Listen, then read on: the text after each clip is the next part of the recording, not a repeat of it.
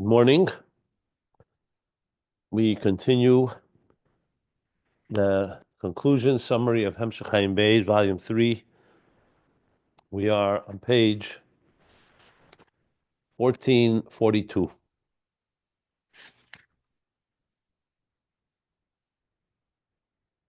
Today's class will be a bit shorter, like half hour shorter almost, because I have to go somewhere,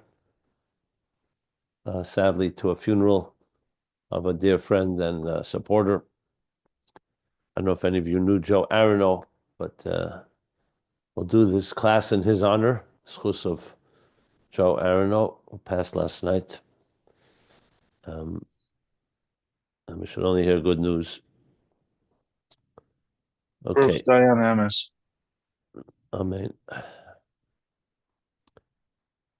So we are learning about, we're middle of discussion about Shema, how Krishma serves a central piece in all of mitzvahs. The way he called it was that Krishma who klolos kol ha-mitzvahs.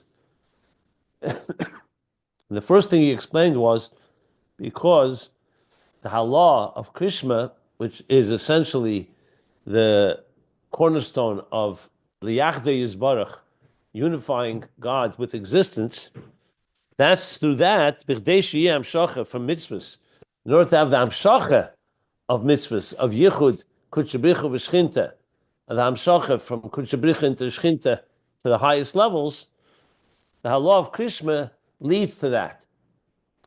Because Krishma is elevating all of existence all the way Elav v'Leila Midesav, all the way to Atzmus Yisbarach, like we learned Kol HaMayrich Be'echad, the entire contemplation that elevates all of existence to that unity, and that in turn, he says, is what causes then he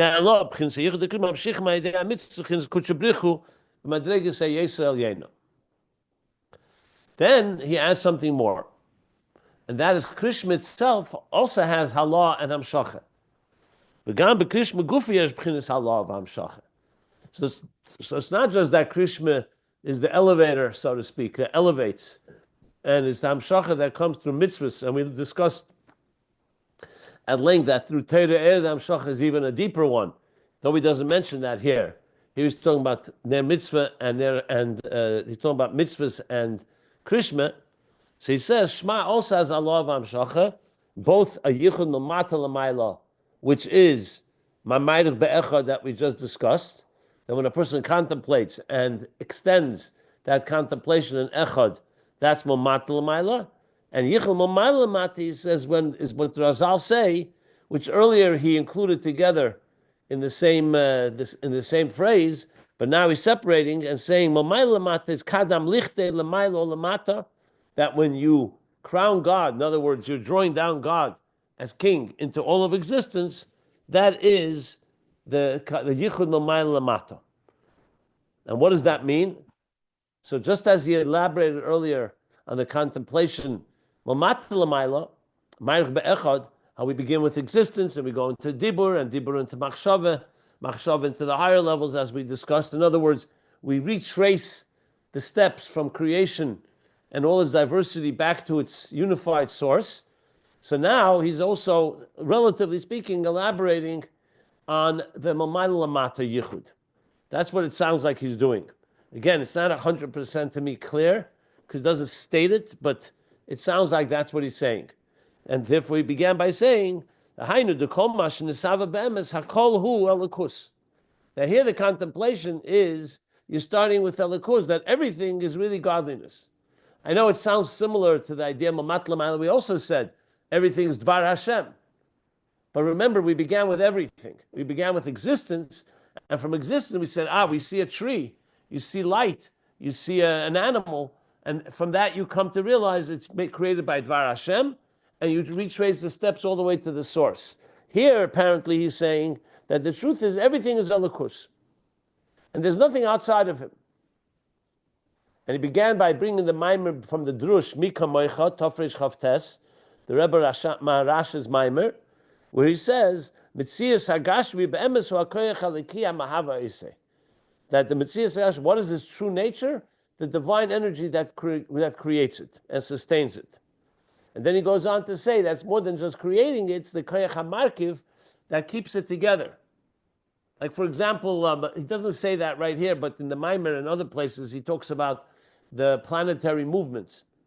The fact that there's all move in such a coordinated way is another similar concept of koyach hamarkiv. It's not markiv, actually, the Daled you say this, but the fact that you're coordinating many things to work toward one objective. Just pointing that out as an aside. He doesn't say that here. Here he speaks about the fact that everything is a composite of the general four archetypes of Eish, Ruach, Mayim, Ofer, which is fire, air, water, and earth. And the fact that that stays together and is glued together, like he says, tells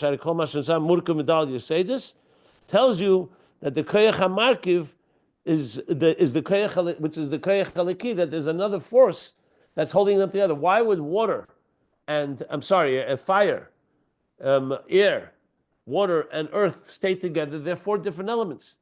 They have nothing in common. Is because there's another force, which is this unifying force, which is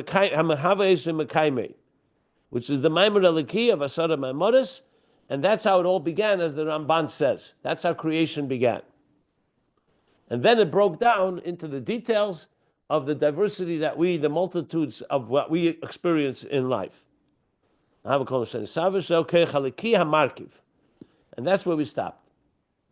So we'll continue now, which is clearly a continuation of this contemplation of understanding how all of God, all of existence is really a Elikus. So he says, Ubira Inyan. We stopped here. We're around 10 lines. Let's see, 3 exactly, 6. Yeah, 10 lines from the top of 1442. The line that begins, Shazeu Akeich Haliki Markiv. And if you want to follow the text, go to ayinbeis.com where we have it all scanned, PDF pages. Ubira Inyan Hu, which clearly tells you he's not speaking about a new thing. He's going to explain what we just said. So let's see how he explains it. He says, here's the explanation. Tehine, Ono Emrim Ain Aroch Lecho Bolam Hazeh. So every day, every Shabbos actually, in the Shachris, there's 4 phrases there, and one of them is Ain Aroch Lecho Bolam Hazeh. There's nothing comparable to you in Olam Hazeh. Then he says, Efes Biltecha, L'tchias HaMesim.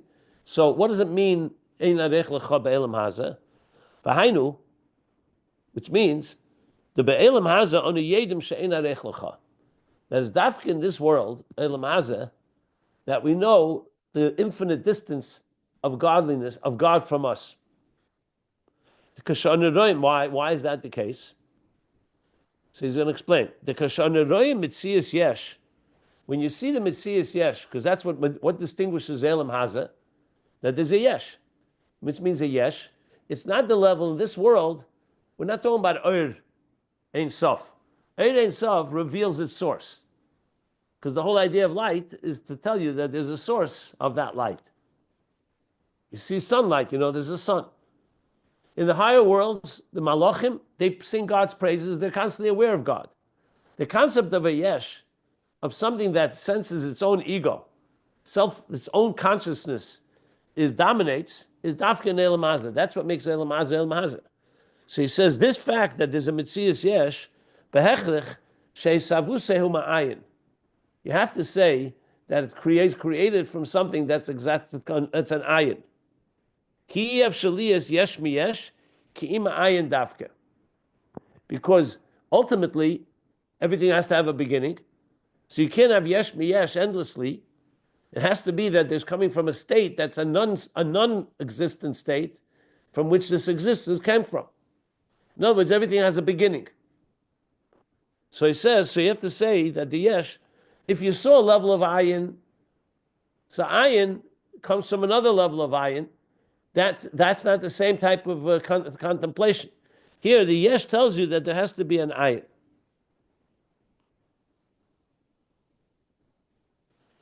Okay. This means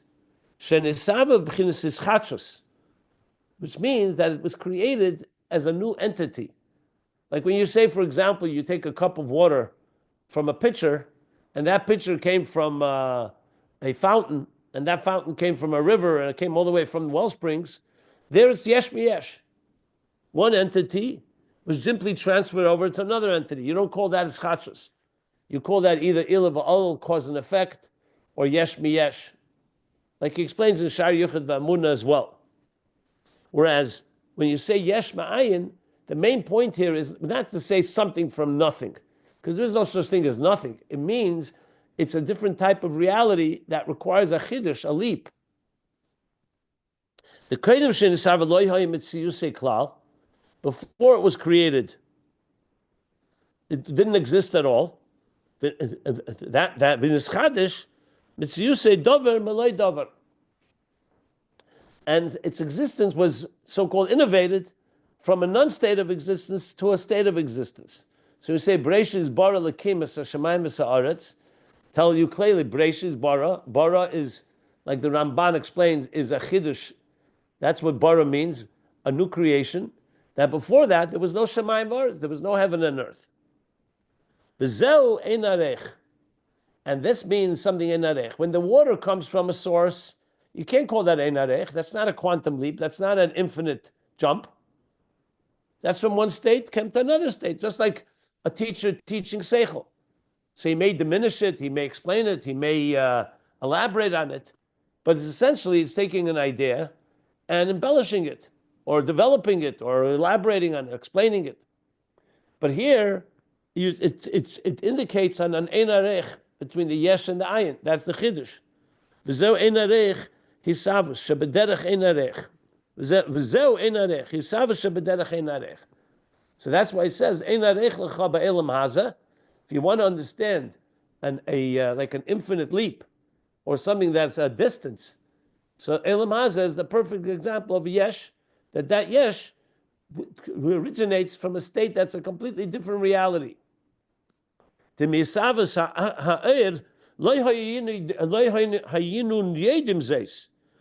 creation of light, we wouldn't know this, as I mentioned before. Because by its definition, very personality is a revelatory one. It's revealing its source. It's a gilim min ha'atzmus, and it's similar to the source. Exactly antithetical, exactly opposite that of yesh. The air, first of all, reveals its source, and number two, it's similar to its source. Take again sunlight. If you see sunlight, you know that it's revealing the source called the sun. And two, it's similar to its source, meaning it's giving off light. If suddenly from the sun, let's say, emerged frogs, that would be an Ain Aroch, because the sun is meant to be a luminary, a source of light. And why are there frogs coming from it? I just using that as a crazy example. Point being is that there's no that when it comes to Ur does not teach you Ain Aroch. Ur, on the contrary, actually teaches you about the entity. It doesn't teach you about its mystery or its mystique or its distance. It teaches you about it. And it's me'ein ha'moed. So it's both reveals the source and it's similar to the source. Rak misavas hakelim. It's only from the creation or from the bringing into being the containers. U'misavas ha'nivroyim. I'll explain in a moment the difference between kelim and yesh. Because kelim are also natzilus, you have kelim. And here he's saying, Ain Aroch Lecho Bolam Hazeh. So, if you may recall, well, let me first read it and then I'll explain. So he says, it's only from the creation of containers, which are not revealers like Ur, and Nivraim, and from creatures, creations, Yesh. Hainu Hisavas HaMetzias, which means the creation of existence as we know it. Onu Yedim, it's dafka from those entities that we know and perceive, she'ein aroch lecha, that you are infinitely distant from us. V'zeu ein aroch lecha bolam hazeh dafka, and that's what it means. And ein aroch lecha bolam hazeh dafka, dafka ne'elam hazeh, not ne'elam haba, and not Yemei Mashiach, and not Chis HaMesim, which are the other three expressions. From those realities, entities, we learn other things about God. But the Ain Aroch is dafka from the Yesh to the Ayin. Now, the reason he says Kelim, you may recall that the Rishimu, he spoke about that the Kelim is the root of the container is deeper than the root of the Oir, because the Oyer is a revealer. So it comes from the Gili Atzmus, which means Oyer Atzmi. Whereas the Kalim, if you remember, he says Rishimu comes from Helam Atzmi. So even though the Kalim and Atzilus are still one with the divine, but their very personality is meant to be something different than the Oyer. So it's not yet a Yesh, a full-blown Yesh as in the ego and as in a self-contained entity, but compared to the Oyer is a revelation and a Keli that demonstrates that God has the power to create, so to speak, another. But ultimately, the real place where Keli manifests in the full sense of the word is Dafkin Elam Hazeh. So even though the Kelim of Atzilus, or even the power of Kelim in the Rishimu before the Tzimtzum, the Koyach HaGvul, also reveals to us a level that's deeper than the Koyach HaBli Gvul or the Koyach HaOyer, but where do you really see it mostly is in the Yesh in this world. He doesn't say this explicitly, but that's the explanation given. Similar to what he says in Ageres HaKedesh 20, that is Dafka the Yesh HaNivra, that does not feel it has a source, that indicates that it's coming from Atzmus that has no source. So again, he doesn't bring that right here at least. Maybe he brings it afterwards, I have to see. But just to make the distinction here. So bottom line is, he's added here a whole piece that when you think about the Yesh, you come to discover how it's the Ain Aroch of Elikus, of God. Now we still have to understand, why is this a Bira Inyan on what he said before about the Koyach HaMarkiv? Seems like a separate idea. Koyach HaMarkiv tells you that there's a power, a godly power that connects and fuses and integrates all of existence and all the Dal Yesedis, all the four elements. Before that, he said that all of existence is really Koyach Eliki. So that's one thing. Now he's saying the Ain Aroch. So why is this a Bira Inyan? So that I can't answer yet. That I want to see how he develops the idea, but we'll get to that. So meanwhile, he added this point of Ain Aroch, Yesh and Ayin, as opposed to Yesh b'Yesh, or as opposed to Oyer and Moyer, light and its source. That Yesh as a particular thing that it reveals to us. So ironically, the Yesh reveals more of the infinite distance of God, as opposed to Oyer. Oyer reveals to us that God relates to existence, because he's revealing himself through the Oyer. And the Yesh reveals the Ain Aroch, the leap from Yesh, from Ayin to Yesh. So let me stop if anyone wants to ask anything.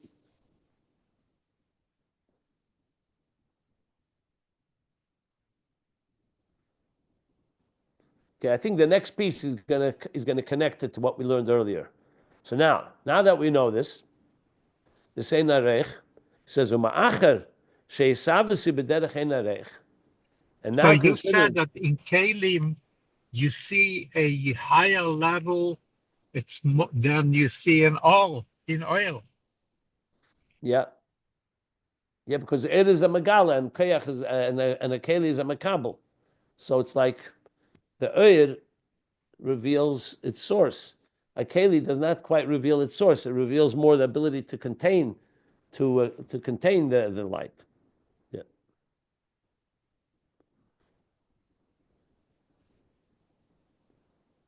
Okay, so now he says like this. Just the rule is like this.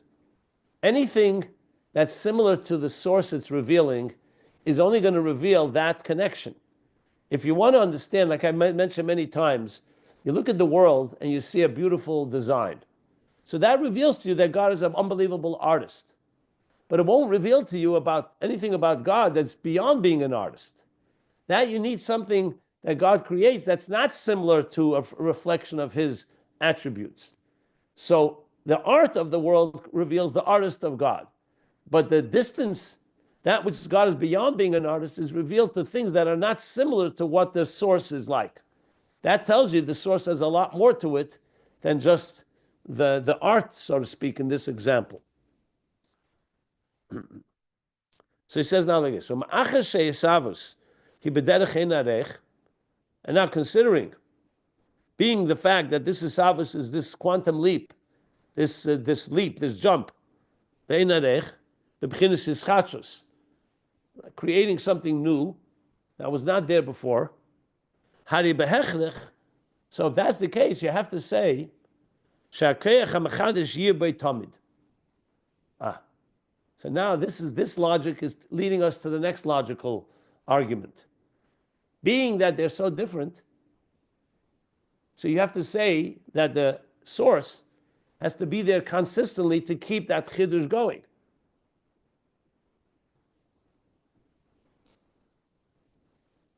V'im yufsak b'menu koyach hamachadish, and if that koyach hamachadish, that power that's creating this new entity, would pause even for a moment, yizbat legamri v'ya ayin ve'efes, it'll cease to be, and it'll be as if null and void.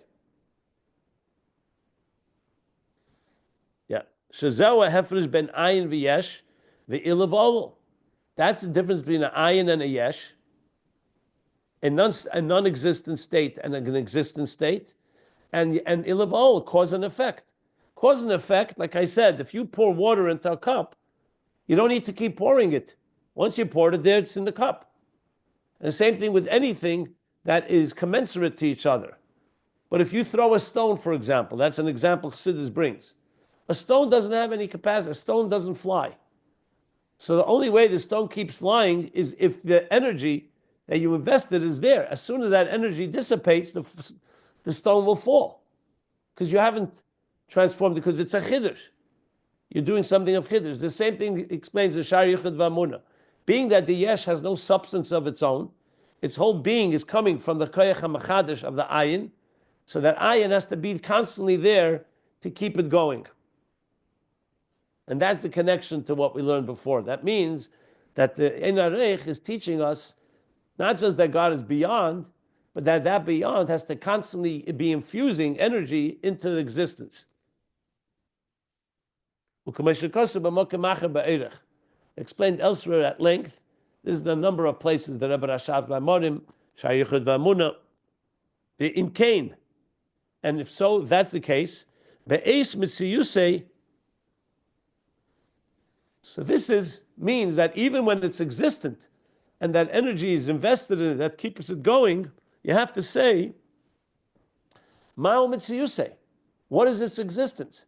If it constantly needs to be kept alive, or constantly needs to be kept existent by the koyach hamachadish, that power that's giving the yesh the ability to exist, and without it, it would disappear in a second. So what is its mitziyus? Harikol mitziyusei rak ha'ayin eliki. That compels you to say that its entire existence is not itself, it's the power, the koyach eliki, the ayin eliki, that hamahava esei, that's bringing it into existence, without which there's actually no mitzias at all.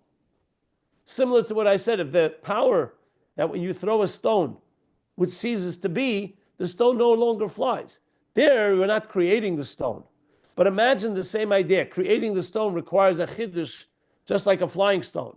So then, as soon as there's no chayach, there's no stone, there's no existence. So that tells you the true existence is not the existence, it's the power that's keeping it in a state of being, in a state of existence.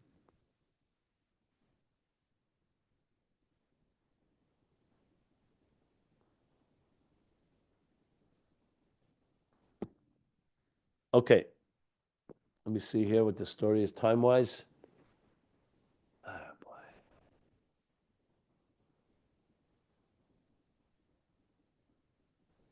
May I ask a question on that? Yeah, let me take a question or two, and then I'm going to have to stop this class earlier than usual, because I said I have to go to a mitzvah, should I say. Yeah, go ahead. I understand that the laws of physics, as we know it, require that the power has to be koach of the thrower has to be in the item, the stone.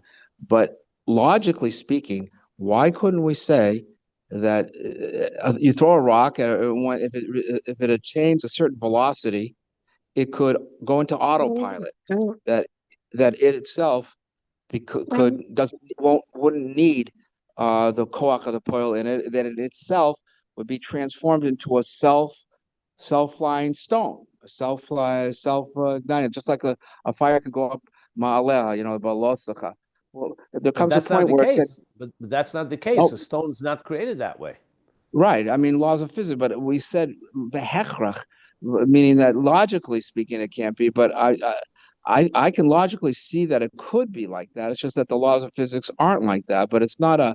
I don't think it seems to doesn't seem to be an intellectual contradiction, a Well, rational contradiction. if the mushal doesn't work for you, then don't use it because I gave the mushal here from other Maimorim. So let's cut out Right. that mushal. So just stick to the mushal, to what he's saying here. Yesh ma'ayin. I mean, I don't want to go right now into explaining that it is the case because a stone to fly is just as impossible as an existence to be without its source. But let's put that aside. Bottom line is what he's saying here, that if it's a chidush and the entity doesn't have any power of its own, then the only way that it can keep being in existence is because there's a power that's keeping it there. The whole Shayachid Vamuna is based on that principle, which is that Yesh Ma'ayin, you need constantly a Machadish Betuve Bechol Yem Tamid Ma'aseh Bereshis, the constant perpetual power of the divine within it. Now, God can do anything. Right. That's not what we're discussing. God can do anything, but we're talking about how he did it in a way that makes sense. So of course, and he could do anything, but we're talking now after he did it in a way that there's a certain logic to it. This is the logic. All right. The truth is, the Rebbe has a whole thing on this topic, which is not for now. That'll take more time, so I'll just reserve that for another class. I'm going to stop here. I'm sorry, because I simply have to go. So I'm going to stop right here. Right before the words V'zeu Shamra b'Medrash Rabbah. But to sum up, the bottom line he wants to teach us here is how, in the contemplation of Shema Yisrael, Hashem Echad, that now he's explaining that existence is truly godliness, bottom line. And not from the bottom up, it seems like from the top down, as I said. Bottom up is where you come from existence, you come to, compels you to understand the unity that lies within it all. Now, I know you can still argue, one second, isn't this the same idea? The Yesh is teaching us about the Ayin. So you could say it's also Mamat L'mayla, but I think that's not the case, and I believe will become clear as we go along. But meanwhile, we're still in the middle of it, so we'll hold up until we see the full picture as we go further here. Okay. So I'm going to stop here, middle of page 1442, and we'll stop here, yeah.